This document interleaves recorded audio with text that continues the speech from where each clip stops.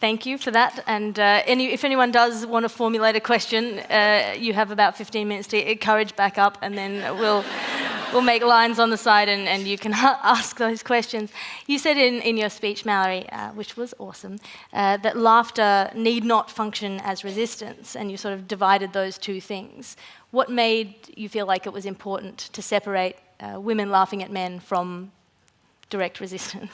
I feel like sometimes some folks feel the need to justify humor in a way they don't necessarily feel the need to justify other ways of talking or ways of experiencing something. And so sometimes you can get folks who on the one hand will say, you know, humor is just meaningless diversion from the real conversation and there's no substance to it, which I disagree with. And then sometimes I think as a reaction to that, folks will go real far to the other side, which is like, humor is the most serious form of resistance we have. And I feel like maybe there are a couple more serious ones. At least just off the top of my head, I can think of like two. And I think also there's sometimes this real obligation, like if there's any way in which you as a person are marginalized, whether that be by gender, by sexuality, by race, by class, et cetera, it can sometimes feel like you have an obligation to turn everything into a real statement. And I don't want to make it sound like I'm suggesting humor is somehow detached from all these important questions, because I don't feel that way. But I just think humor can function as a form of resistance. It can function as a way of reinforcing the status quo. It can function as a pressure release valve, and probably at least 4 or 5 other things. So I think it's kind of important to acknowledge it's not just any one thing. And it can be used, it can be misused. You can use humor to mock someone and belittle them. You can use humor to point out something that's inherently nonsensical about a power structure. And I think it's really important to sort of distinguish between those different types of humor and not to feel like, oh God, now even when I'm laughing, it's got to be like at the man, like I can't just take a minute off. You could take a minute off. Yeah, I think that's a good way to make that distinction. I find like humor is quite useful as part of an arsenal in an argument and particularly in just keeping people engaged, because it can be exhausting to have the same discussions again and again. It can be exhausting to engage with the same material again and again. And laughter is inherently, jokes have to be new and fresh, otherwise they don't work as jokes anymore. Yeah. Unless your dad's telling them. I love dad jokes so much. Do you have a particular strategy for being a woman on the internet? I mean, you know, step 1, I'm a lady. Step 2, log on. Step 3, just profit.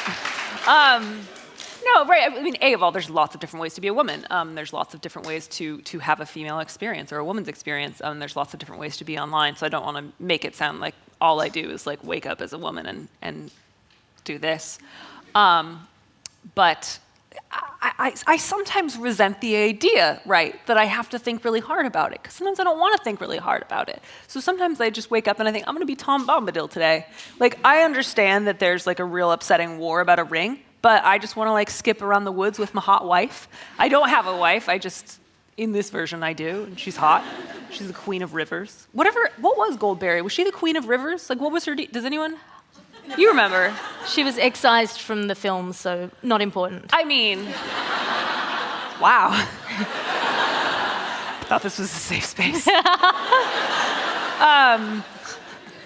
Yeah, so there's times when I want to think really carefully about how am I going to engage in like these questions, and there's times when I feel like I have no interest in engaging anything at all. I just want to make a joke about like dads and coffee. And so depending on the day, I might be really thoughtful about it, and on other days I might just be aggressively whimsical. Well, that's a good way to do it. It's like, yeah, birds and jelly beans in your face. Yeah. They could really sting if you threw jelly beans if you whipped them at someone. I mean, like if you threw a jelly bean really hard at me, I bet it would leave a mark. Yeah, it's on the agenda for later. I think one of the interesting things about the internet is you don't have to be a woman. You can be anything you want. On the internet, nobody knows that you're a dog/woman. On the internet, everyone knows you're a bitch. But See what you did there. I mean, it is in some ways a deliberate choice to be yourself and part of your own identity as a feminine identity. And I think there was maybe a little more of that, like in the days of like Usenet, right, or like AOL dial-up, when it was sort of like your online life was really separate from your day-to-day life. And I think there's less of that separation now. Like, at least for me, I mean, I make my living being online. Like, I suppose I could have built this site and built my career as a freelancer while obscuring in some way my gender or my identity, but I don't know how I would have gone about doing that. So for me, there's a very seamless, there's not much of a boundary between who I am online and who I am in real life. Obviously, I'm a little bit more like goofy and outgoing online, but it's very much me, and I'm very much myself when I'm online. So I don't feel like, at least for me, the opportunity to pretend to be like a 13-year-old boy from Kentucky has long since passed. I missed my chance. I missed it. One of the most interesting and powerful things you've done on the internet is work on this website and be the co-founder of the website The Toast, which sort of bucked the trend for trying to be all things to all people. A lot of websites have done that in the past, tried to cover as much ground as possible, and you really honed in on these like very specific references as the format for your jokes, and it took off. How much of a deliberate choice was that? Yeah, I mean, we sort of took our cue from a website called The All, AWL, like the shoemaker's tool, which was also definitely going for just like off-putting obscurity with that name. And that was run by two guys who we've kind of learned a lot from, and their whole deal was just, we have this kind of specific set of interests. We think a handful of people will be interested. We think we can make a living from it, and we'll find out. And so that was something that we sort of thought, well, it seems to be working for them. I don't think of myself as particularly stupider than either Corey or Alex. Let's try it. So it was very much this sense of, you know, Nicole Cliff's my business partner, and she and I have some specific interests, some of which overlap, and some of which are different. And we also sort of have a group of freelancers that we like to work with a lot, and we sort of felt like, I bet enough people like jokes about Mr. Rochester and talking about the Trailer Park Boys and like making cakes that look like books, or looking at other people who made cakes that looks like books, because honestly, like, I'm not going to do that at all. You know, and also talking about, you know, like interviews with archivists and all sorts of different women and different women's experiences, and it seemed like there were enough people out there that we could keep the lights on. And so far, it's worked out. So far, not trying to be bigger than we need to be has been really great for us. Like, I don't think we could ever be a huge site that tried to like speak to all women's experiences or all people's experiences. It's just, I'm gonna make some more jokes about Lord Byron today. I make a lot of jokes about dead people who cannot defend themselves, which is like super unfair of me, because I'm always teasing him, because he was so distraught over like not being 20 anymore, right? Like, the worst thing that ever happened to Lord Byron was turning 22. He was devastated. I just rewrote his poem on completing my 36th year, and it's a beautiful poem, but it's also just, oh my God, I'm 36. What happens next? Do you turn into a tree? Oh, I'm just gonna move to Greece and die because Lucas wouldn't have sex with me. And that's exactly what he did. And I just think that's so wonderful, and I get it. Like, I understand that like impulse to be like, the most attractive thing in the world is a teenager who's never had a feeling, and I'm old, and I'm gonna die in Greece, and then everyone who never slept with me will feel terrible. Apparently, he went on diets that involved mashing up potatoes with vinegar to keep his slim figure. He probably had an eating disorder, actually, which is very sad. It's very sad. Yeah. I don't know why you're laughing. I don't have a good joke about that one. That was a very sad part of his life. But he did die in Greece. It's a good place, as good a place as any. Not as he had hoped on the battlefield, just in bed. He didn't quite make it. He wrote so many poems about glorious soldiers' deaths, and then he just didn't quite make it there. Well, probably for the best. Yeah. I think. Speaking of battles, do you think feminism is a battle? Do you think women are in a battle against men or against themselves? Or boy, I don't know, man. I mean, sure. Yeah, let's go with that. You know, I feel like everyone this week is going to be like, no, men aren't the enemy. Like, something's the enemy. Let's just go for it. Yeah, absolutely. Fight all men.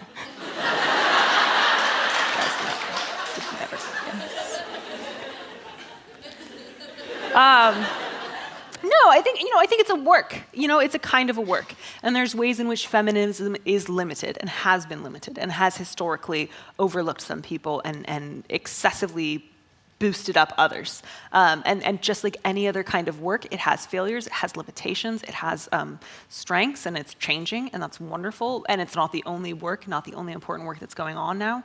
No, I don't in any way believe that, as much as I like to tease those old gents, no, of course men aren't the enemy. Like, we're all people, and in some ways we're trying to make up for ways in which some people, men, have rigged the game a little bit, trying to, boost it up. Yeah, I find that. But I would personally fight any man here. Oh yeah. I just want you to know, anybody wants to arm wrestle after this, I'm set. That's a good way to defeat the patriarchy. One arm wrestle at a time. Sure. I mean, my plane doesn't leave till tomorrow, so. She's got all the time in the world. People who do have questions, if you want to make your ways to the side, they'll be setting up microphones. These are really good questions, by the way. They're really good questions? Like, your questions are dope. So just like, you've been doing a great job. This may be the happiest moment of my life. Plus, I really like your skirt. It's good. It's the one I chose to wear when I decided against the shapewear.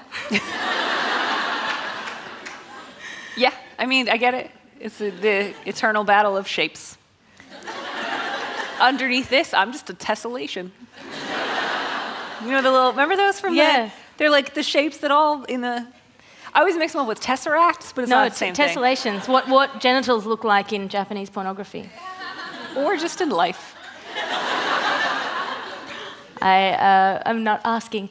So you, well, I mean, like, anyways. What was that? It's all a joyful mess. You should see a doctor about that.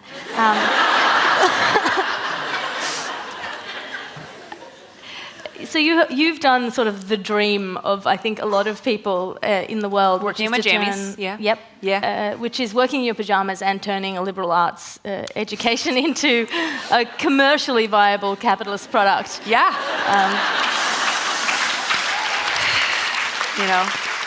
Make capitalism work for you, I've once said. Was the once just then? It was. Good. It's an interesting thing, because I think a lot of being an artist is convincing yourself that money doesn't matter, and that people who make money are sellouts. But then somebody like you comes along who's managed to make money without. I also feel like that's such an early 90s way of looking at things. I watched Reality Bites recently, and I was just like, people are offering you jobs and you're mad. I graduated in the middle of a recession, and I would have worked for anyone. So it was kind of amazing to see that sort of previous generation were like, well, there's a lot of jobs. I'm Bill Hicks. I think marketers should all kill themselves. And I was just like, I would have worked for anywhere. I just wanted to pay rent.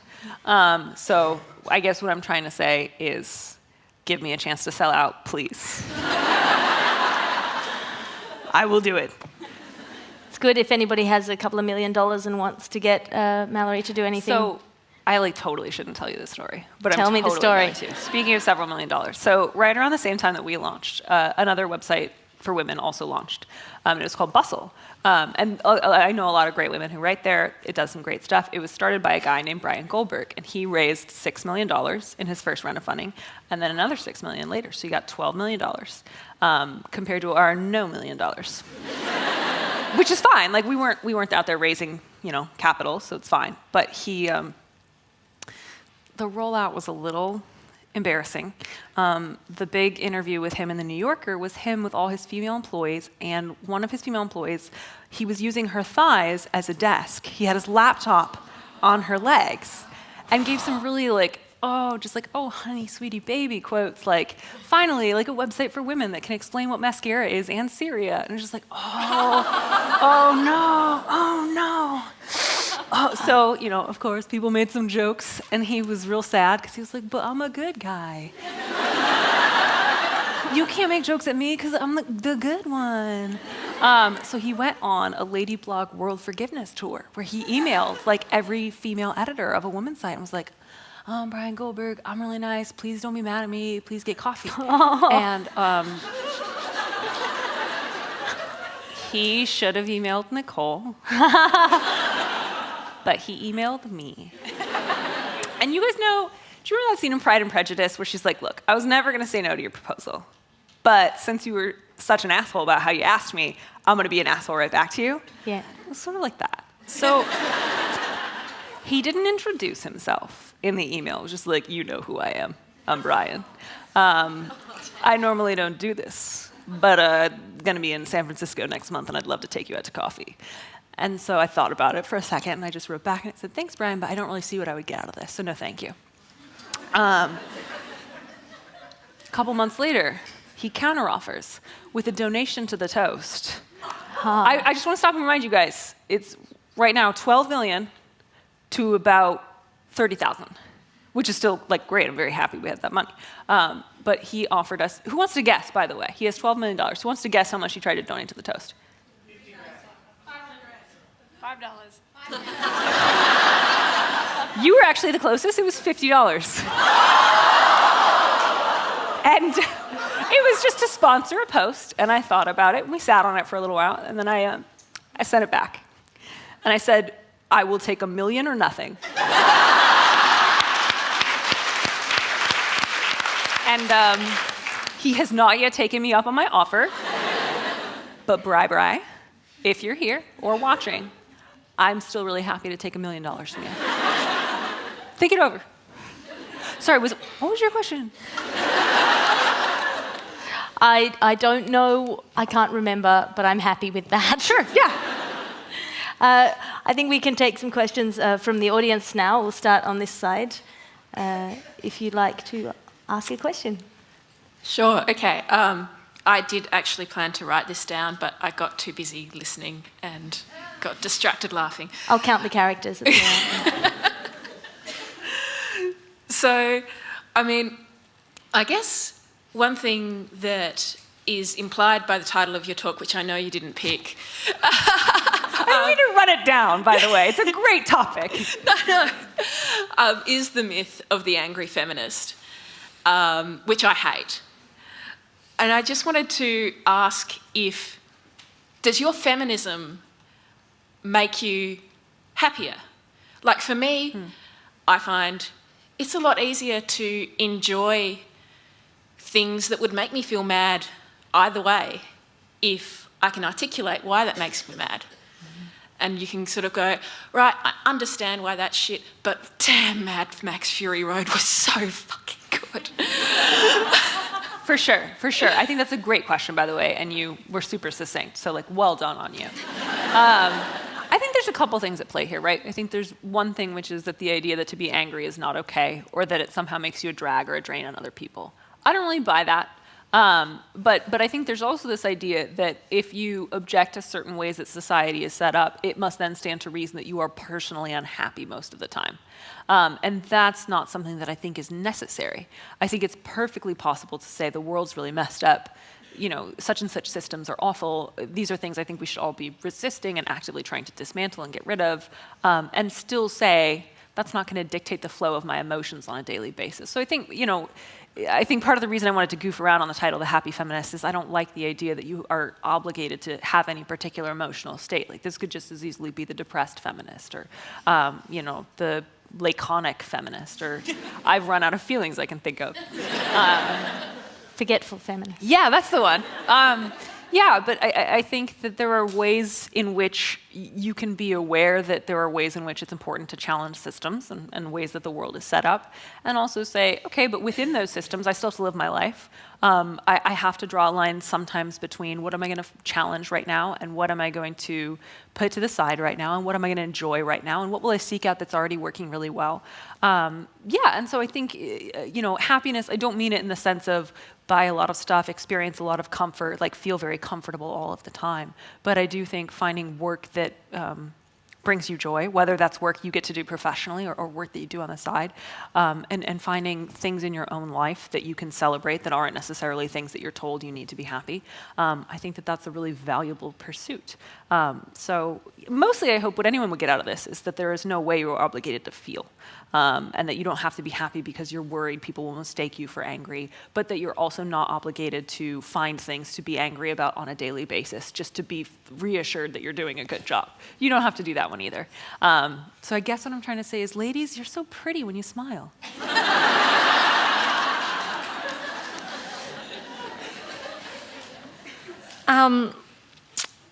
To the great joy of the internet, you recently took over Slate's Dear Prudence column.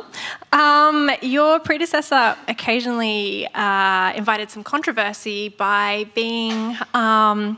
taking a possibly unpopular stance on sexual assault and responsibility.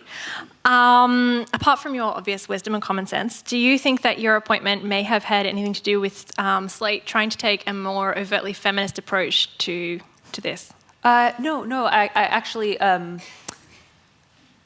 I want to say this carefully because I don't want to say anything. My predecessor's work is her work, and my work is my work, and I think any differences are really clear.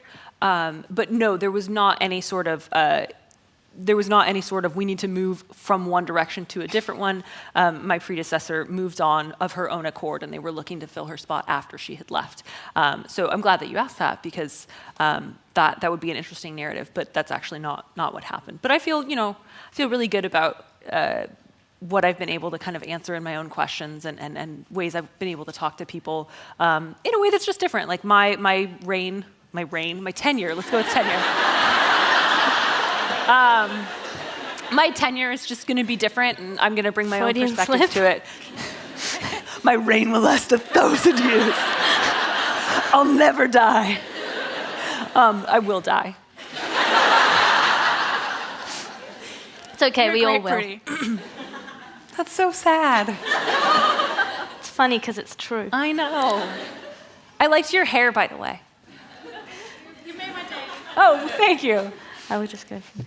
Hi, so this is actually related, but I love your work. I think you're hilarious. And I also really love the Dear Prudence advice column at Slate. And I was really excited when I found out you were going to be the next Prudence. So what's been the most interesting or surprising thing about your stint as Prudence so far? Oh, man. So for those of you guys who are not familiar with American advice columns, the Dear Prudence column is this sort of long-running series at Slate, which is a popular magazine, that has been held by several different people. That's just sort of, I would say, this sort of sassy aunt personality that's sort of like, I love you, but I'm going to tell it to you like it is.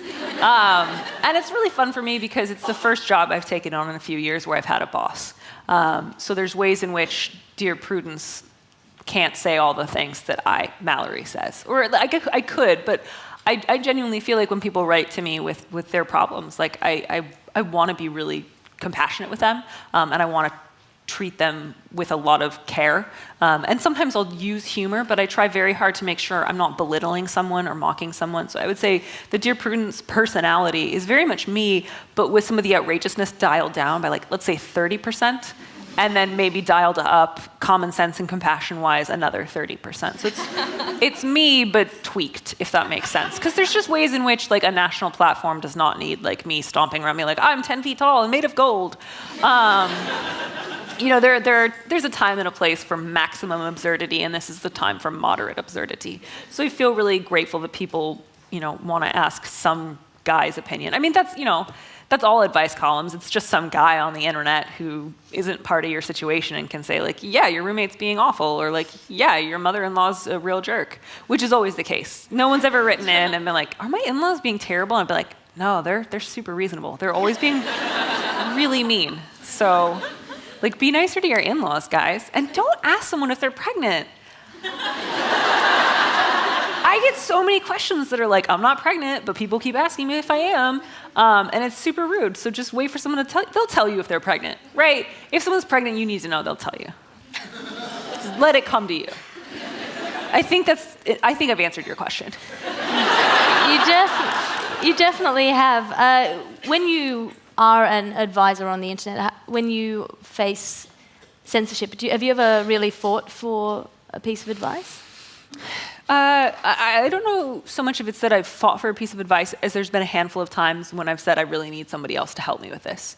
So I recently had a question from a woman who is undergoing transition, and she had some really specific questions about how to handle intimacy with her partner, kind of her changing emotions. And I thought, I can speak to intimacy, I can speak to respect, I can speak to relationships, but I can't speak to, the really specific nature of hormonal transition. So I saved it for my column the next week, and I spoke to a friend of mine who's also a trans woman, because I wanted, there are just ways in which I don't know what that's like. And I think it's really helpful to have someone who has been there and can say, like, oh, when I was, on starting hormones, here's some things that I experienced. I do believe this is normal. I don't think you should beat yourself up over this. And it was really helpful to have somebody else who was named, like who was a part of the column. It wasn't just like an unnamed source. Yeah. And I think that's really meaningful, especially when it comes to something like gender identity, because it's very easy to speak over somebody. And of course, there's no perfect way for somebody to deal with all that, but I think it's really a good idea to try. Beyond that, I don't think yet that I've had to really fight for anything. I have a pretty good editor there, and so usually they'll rein me in if necessary. They'll say, I think you should think about this a little more. But I have not yet had any good, juicy fights. But when I do, I'll tell you. Do you have a particular, like, terrible piece of advice that you got reined in on? I've given bad advice, for sure. Yeah, I don't know that I have yet given really terrible advice in the column, although I know once or twice I've said something about dogs, and then you can't have an opinion about dogs on the internet, man. Like, I'll never say anything about dogs online again, other than like, dogs are good. It was somebody who was like, should I, my neighbor, I think, is abusing their dog. Should I just take it? And then it was just like, yes, you should steal it and run away. And then there was another one who was like, no, you should call like animal services. Another one was like, no, you should call a no-kill shelter. And another one was like, there shouldn't even be dogs. It's like I got so many emails. I was just like, dogs don't exist. Not real. In your world. Hi, I have comments masquerading as questions. Number one, it's just really quick. I love you. And your shoes are really nice. I think I might have them. They look really comfortable. Mine are too. These are very comfortable. When you were growing up, did you read The Babysitters Club? Was Mallory your favourite babysitter, or is that really lame? Did you hate that? You hated it? I hated it. Because, no, I'm sorry, I do want you to finish your question, but here's the deal. You guys remember Babysitters Club. Mallory's 11 years old. She's younger than all the rest of the babysitters. Her only personality traits are she has glasses and too many siblings. She's always unhappy, and like, go look at the covers of all of her books, and it's always like, Mallory's got too many glasses, or like, Mallory keeps falling over. Like, they're so pathetic.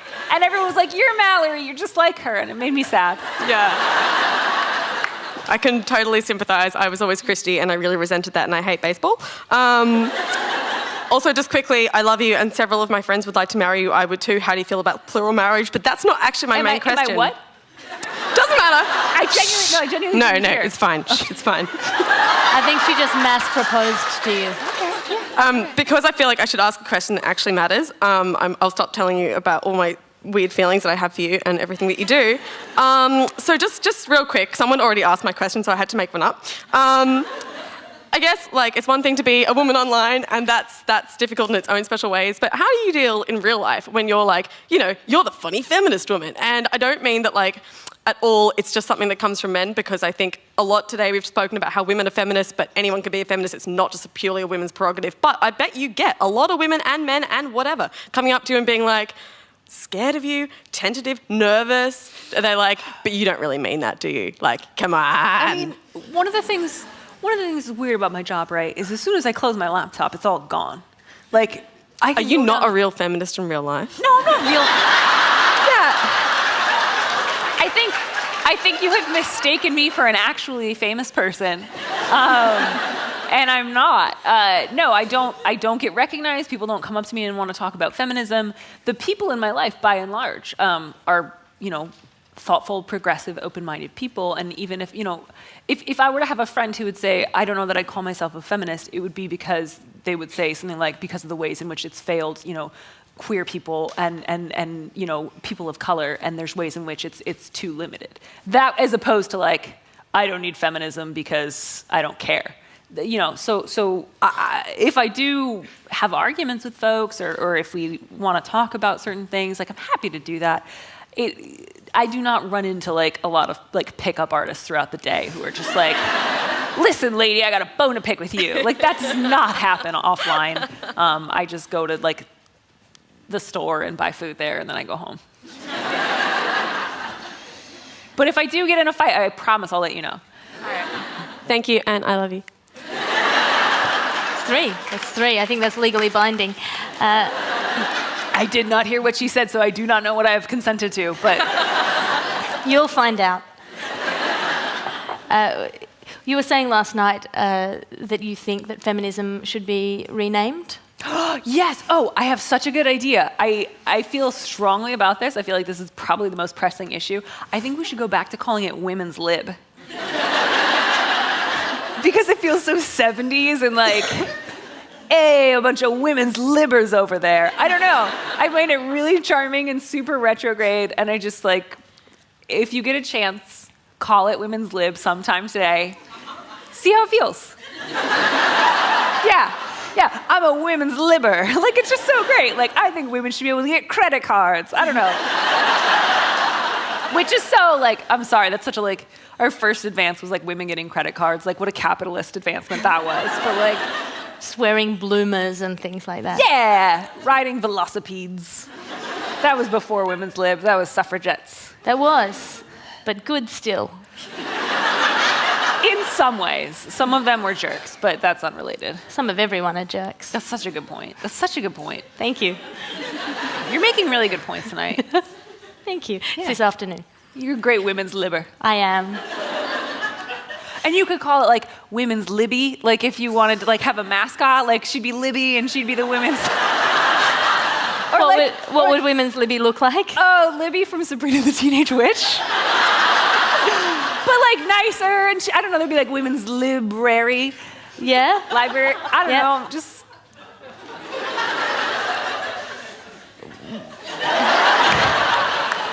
Oh, I brought it up because I think it's fabulous. Thank you. Yeah, I don't know, I was kind of jet lagged and it seemed like a good idea. It's still not a nice thing for me to do to bring it back up. No, I stand by it. Women's lib is a great phrase and I don't know where we left it, but let's pick it back up. Hashtag all about women, hashtag women's lib.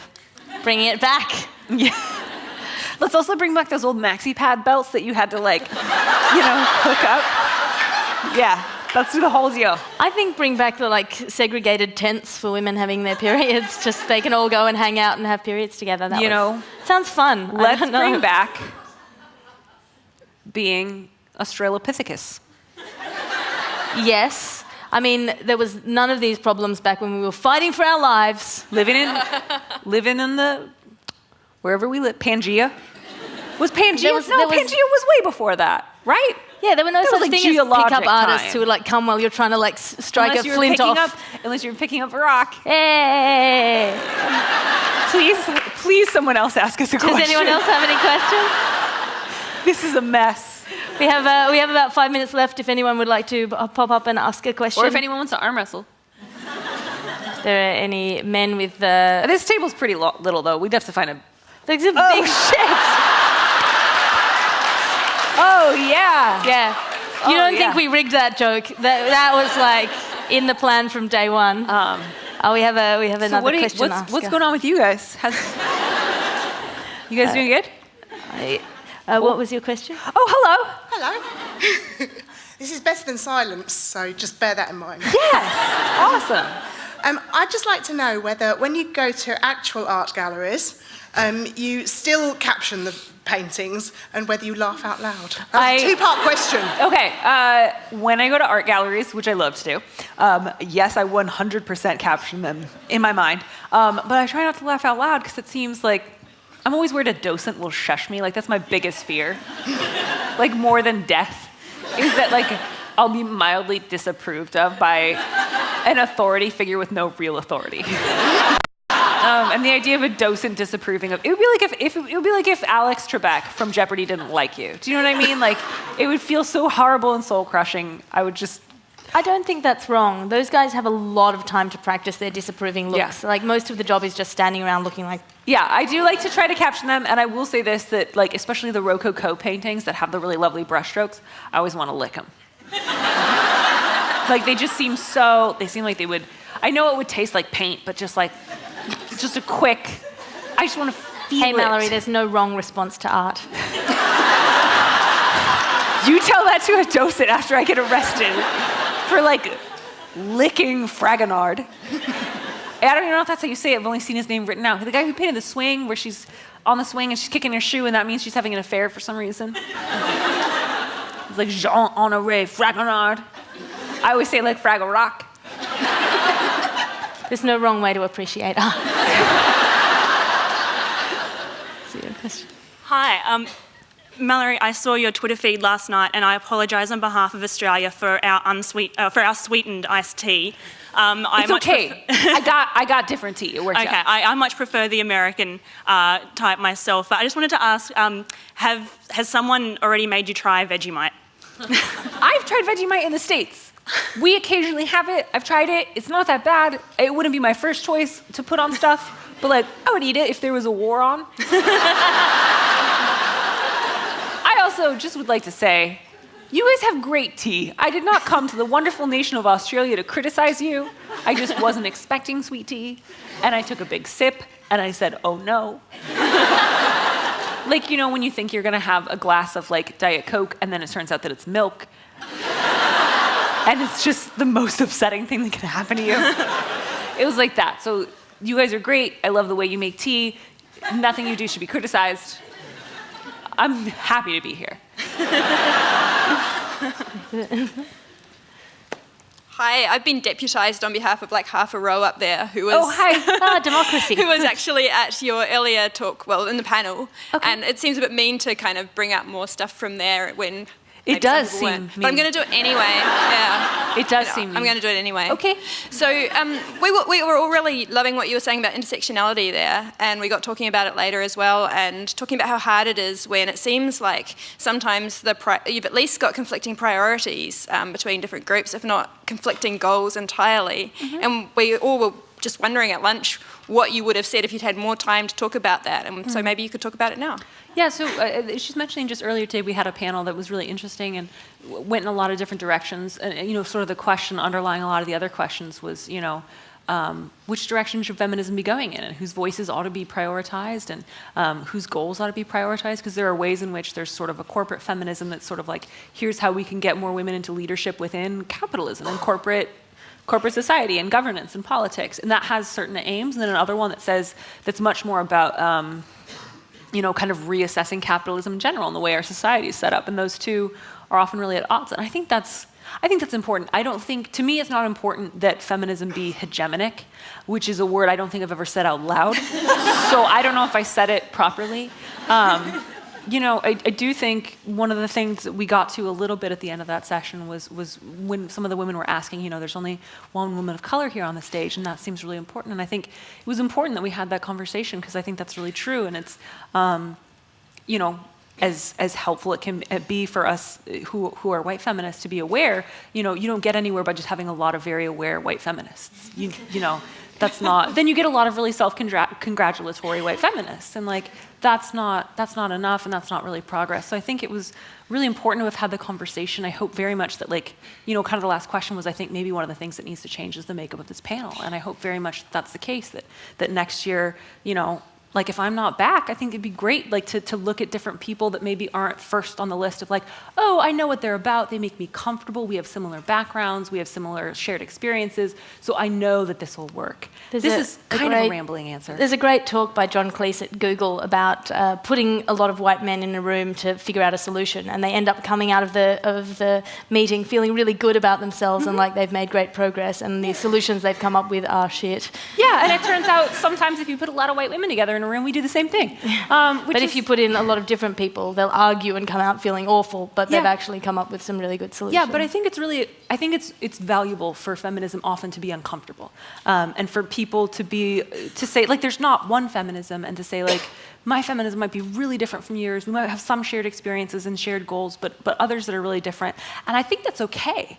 And I think it's important. I think it's really valuable. And I think we should push more for the uncomfortable conversations, and push more if we're kind of traditionally in positions where we're heard a lot, to listen more. And I think it's good that we're hashing out, like, well, do we still need this? Like, is this really still important? Or should we be doing more of that? Or if somebody says, like, look, I'm a woman and this isn't my experience at all. Like, the things you've been saying make for the woman's experience, that's not it for me. And then you sort of sit with, like, well, what does that mean then? If what we've been saying is the woman's experience all this time turns out doesn't represent all women, like, how do we, you know, I think it's worth hearing that, getting uncomfortable, and figuring out how to do something different. I think you have time for just one more question. Cool. I think it's the last. You mentioned earlier at the beginning that it's not our responsibility to be a happy feminist and that one can feel as angry or disgruntled or whatever as they want. Or gruntled. Well, I've often found in my experience that having that kind of response, being angry or disgruntled or wanting to challenge the status quo in that way, has not been received well and isn't actually then effective at communicating what I'm trying to say. And it also appears that using humour has proven really effective for you. So I was just going to ask you, do you ever get angry and display and express that about feminist issues on the internet, but actually, more interestingly for me, in direct real life? Yeah. Or do you know, is a humorous approach, have you kind of decided that that's actually going to get you to your goals quicker or better? Man, that is such a good question. And I feel like you've just kind of hit on why I do a lot of what I do and why I do it. Like, that's super insightful, and I'm so glad that you asked that question just now. I do often feel like, and I spent some more time, especially as a younger person, trying to tackle something head on and getting a lot of resistance and a lot of, that's, you know, like if you sort of fail the test of not caring, sometimes you lose, right? Like, oh, you seem like you care a lot about this, so now I know how I can goad you. Especially if you're kind of coming up against someone with a little more entrenched power or who's not looking at something in their own life. I think of an example I had the other day. I was on the TV show with this like older guy who was like very impressed with himself at like the idea of being provocative, and he came at me with like, "So you're a feminist? Should I like open doors for you?"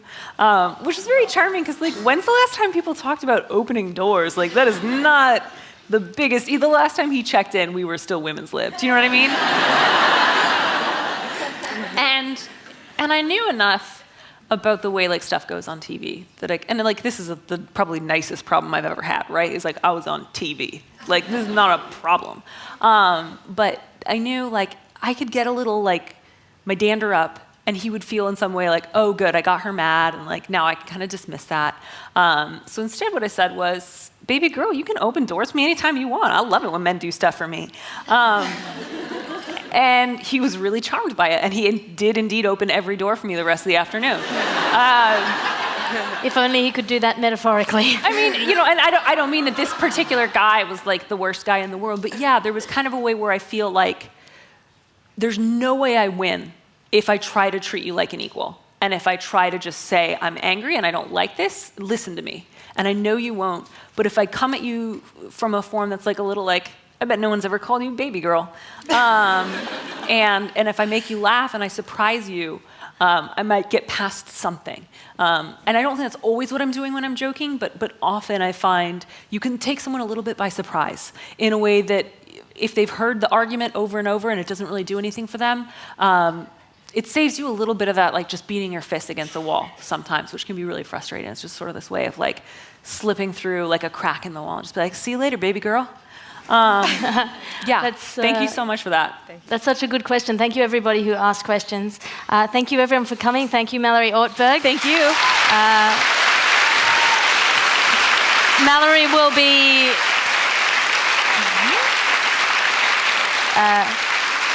Mallory will be signing books in the foyer after this. If you do have hashtags, hashtag All About Women, and look us up online. Come say hi. Look Mallory up online. And thank you very much for coming. If you take nothing else away from this, let it be to call people baby girl more.